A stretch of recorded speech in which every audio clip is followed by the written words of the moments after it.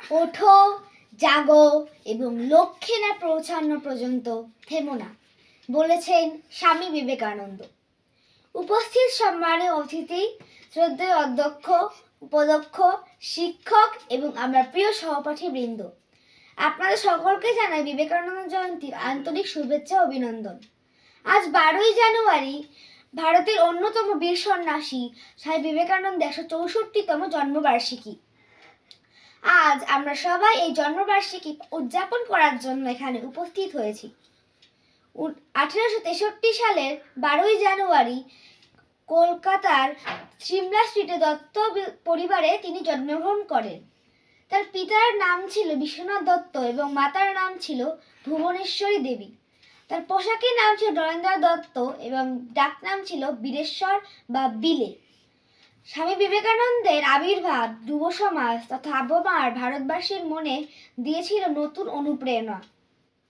তিনি আজ আমাদের মধ্যে না থাকলেও আমাদের চিন্তা চেতনায়, ভাব ভাবনায়, স্মরণে মননে উজ্জ্বল হয়ে রয়েছেন। 1893 সালের 11ই সেপ্টেম্বর তিনি আমেরিকায় শিকাগো শহরে বিশ্ব মহাধর্ম সম্মেলনে যোগদান করেছিলেন।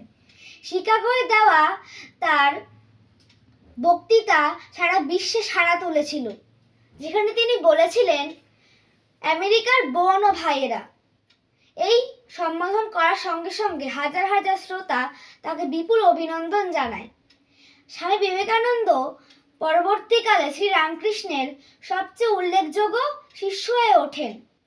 তিনি সব ধর্মজাতিকে এক রক্তে বন্ধনে আবদ্ধ করতে চেয়েছিলেন।